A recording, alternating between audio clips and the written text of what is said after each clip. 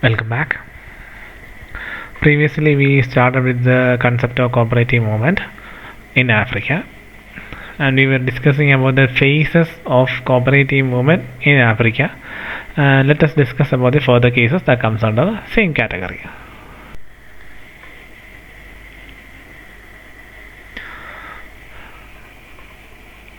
Previously, we have learned that the modern cooperatives in Africa is classified into two phases. One is the colonial cooperatives, and the other is the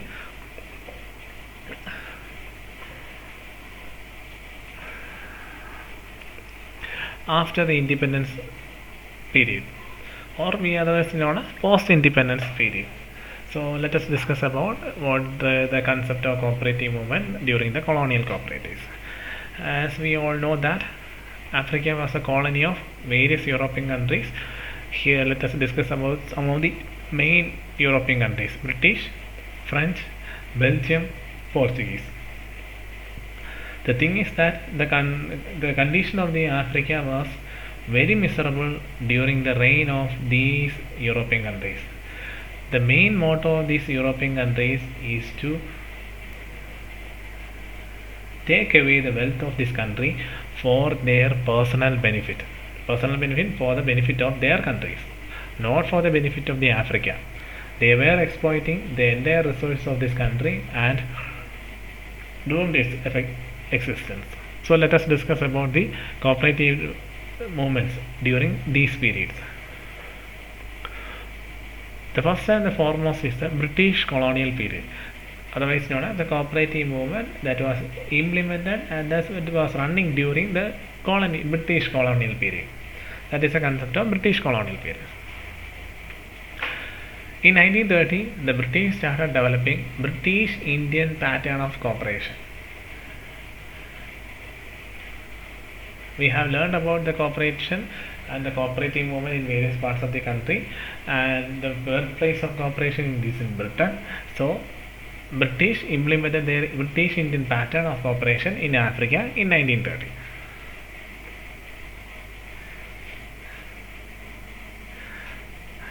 Not only that, the British drafted a special cooperative act and also established an implementing agency, otherwise known as Registrar of Cooperatives. You might have heard the term registrar. Registrar is a superior person with regard to cooperative activities, and the British has implemented a special cooperative act as well as a registrar of cooperatives. The British, even though the Britishers were trying to exploit this country, still the Britishers had really made an ongoing effort to develop cooperatives in Africa into powerful business ventures. For this, they adopted a vertical structure of cooperative movement. Vertical structure of cooperative. We will discuss about the what is meant by the vertical structure and how the vertical structure is implemented in an organization. We will discuss that part in the future sessions. And mostly the cooperative movements implemented in Africa during the British colonial period, usually based on agricultural production, marketing and processing. And just like the earlier concepts we have learned, most of the cooperative movements were started in rural areas. Not for the protecting the rural people, it is because in the rural areas where the most resources having the mostly abundant. So in order to exploit the natural resources, they were implemented in various rural areas. Next one, French colonial period. That is during the period of French.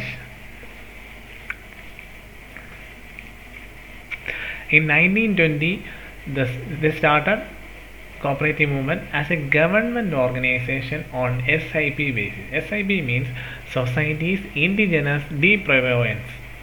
Actually, it is a French term, and the meaning of that sentence is societies by the provenance natives. In the simple term, it means the French has implemented various cooperative societies that were usually run by the government. French will be providing support for implementing the cooperative system, but it will be run by the local government or the African government. That is the meaning of Societies Indigenous de Prévoyance. Prévoyance is a French word. Means societies run by the natives, provident natives. That is the meaning. And most of the cooperative movements implemented by the French colonial period basically were government-run movements.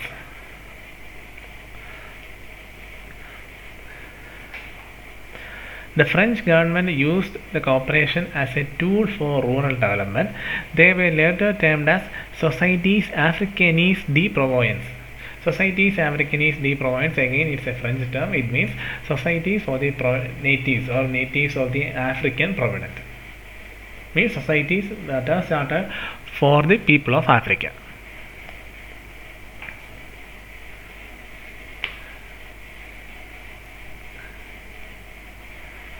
And in 1955, the French administration introduced a special act for these state-sponsored cooperatives. State-sponsored cooperative means that is run by the state government, and also formed supervising authorities.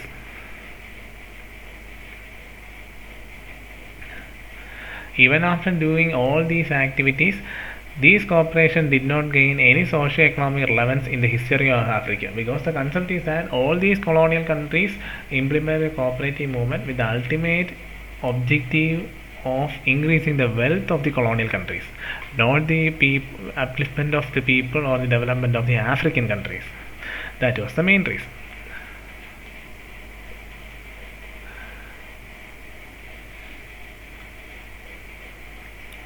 So, let us discuss about the characteristics of cooperative during the French as well as English rule, otherwise known as British rule.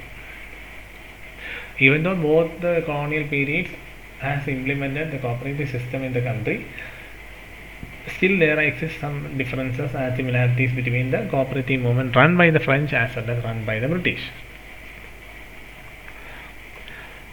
During the French period, there were semi-public status, centrally organized, not bound by cooperative principle. As we have mentioned earlier, semi-public status means they were usually run by the local government, and centrally organized, not on cooperative principle. They were not based on cooperative principles.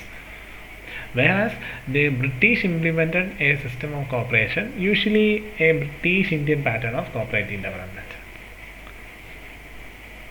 During the French period, they mainly focused on national economic development goals, whereas the Britishers were mainly concentrating more on autonomous in nature. Here the French were concentrating on the development of national economic goals, whereas in the British point of view, they were mainly concentrating on autonomizing their control.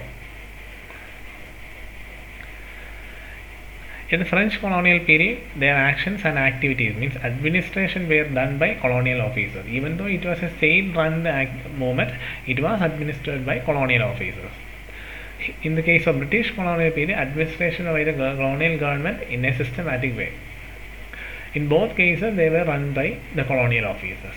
In case of French, it was just a administration by colonial officers, not in a systematic way. But in case of a British colonial period, it was in a systematic way. In case of French colonial period, membership was compulsory and did not insist on active participation. The members need not have to be fully available for the activities of the cooperative. Here, the British followed a system where member-oriented. Member-oriented means members were given all freedom and members can participate in all the activities and decision-making of the society. In case of British colonial period, they were temporary in nature for an initial period of guidance and supervision. The British colonial period implemented a cooperative movement in a temporary nature, and in the initial phases, the Britishers will provide all sorts of guidance and supervision for running how to run a cooperative movement. Likewise, and later on, it will be run by the local government. And British colonial the people or the British during the British colonial period, they started the cooperative movement for the development of self-reliant, economically viable cooperatives. The ultimate objective behind that is only through cooperative movement they can exploit the wealth of the country.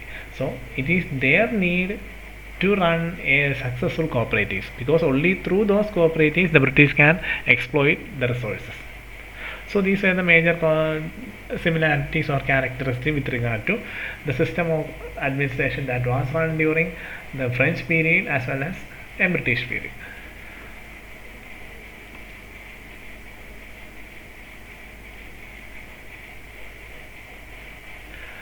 Next one, post-independence cooperatives. Post-independence cooperative, as the name suggests, it is the phase of cooperation in Africa after the independence from various colonial powers. That is known as post-independence cooperatives. The newly independent government of Africa, irrespective of the colonial history, identified cooperative as a tool to implement African socialism. That was usually during the period of 1960s and 85, and the African government chose cooperative as a way of development. Cooperatives during that period received immense financial and technical support, and in that they happened to get monopoly in agricultural commodities and input because there was no other movements in that country.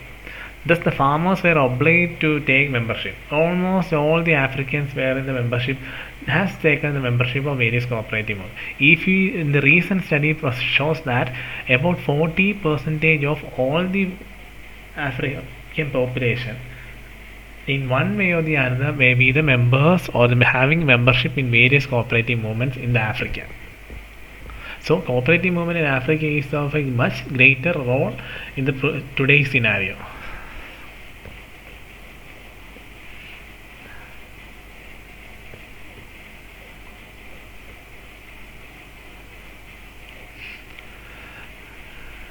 Cooperative was considered in various forms in various countries. In various countries means Africa is a continent. It consists of a number of countries.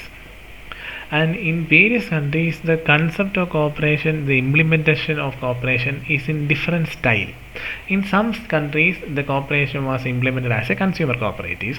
In some, it will be considered as an agricultural cooperatives. In some, maybe it will be considered as a fisheries cooperatives. For example, in some of the socialist countries, mainly Sudan, Angola and Mozambique, the cooperative become responsible channel for exclusive distribution of ration commodities, usually for protecting the consumers. Whereas, in case of Ethiopia, the rural cooperative becomes an instrument for effecting land reforms. Some societies running in some of the countries having a different area of operation.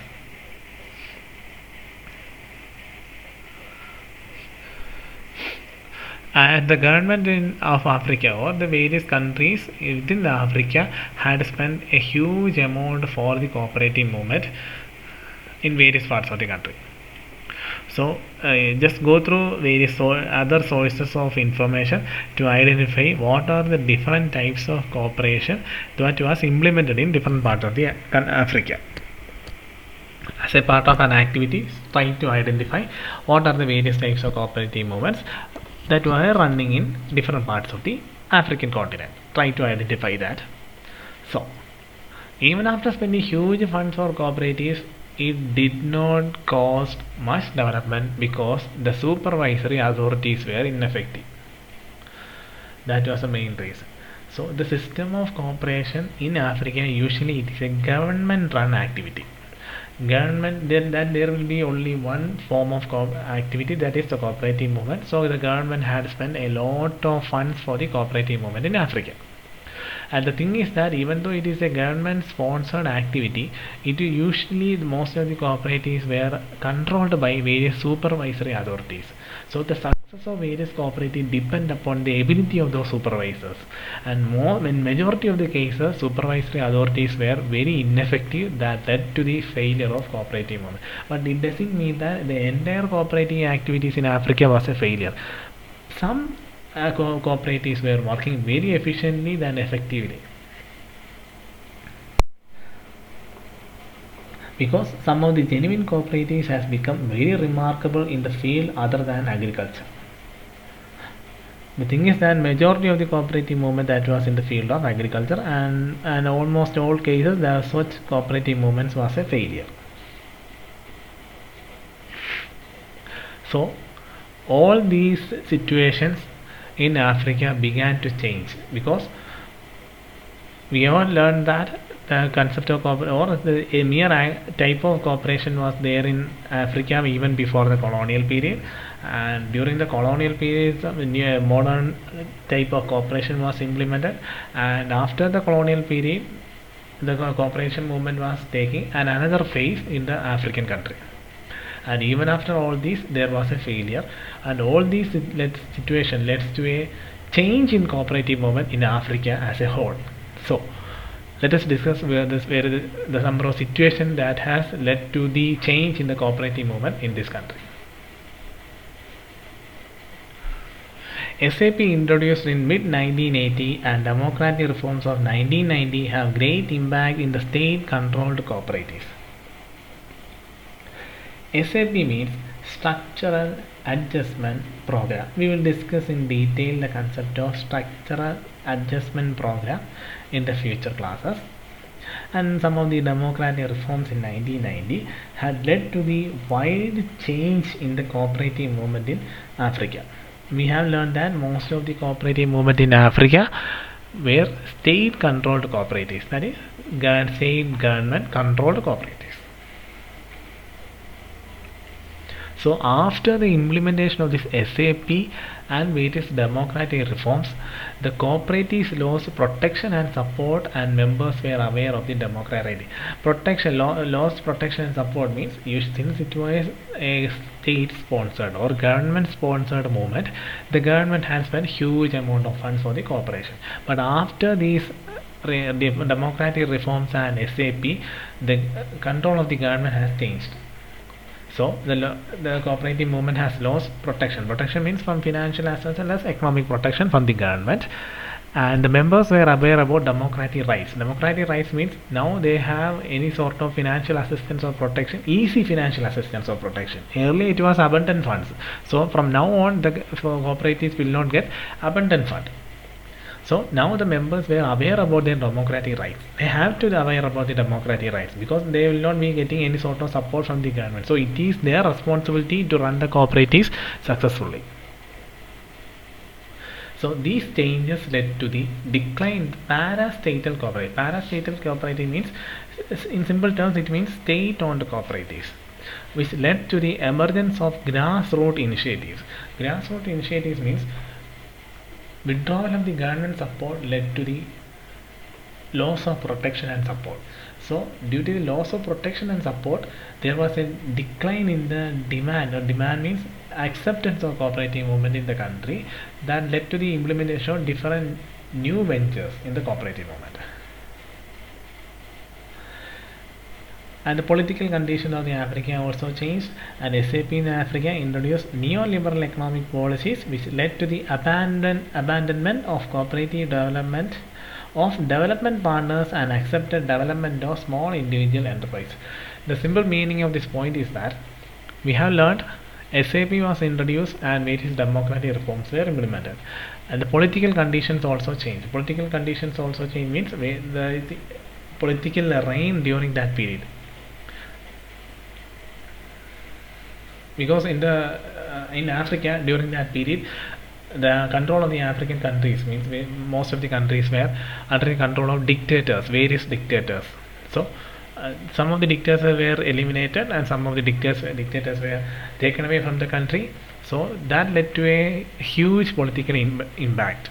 So a stir in the political conditions and implementation of this SAP and as well as democratic reforms led to the abandonment of cooperative development of development partners and accepted development of small individual enterprises. That means in order to operate a corporation in a larger scale, all these situations led to the implementation and development of small individual enterprises, just like a handicraft industries.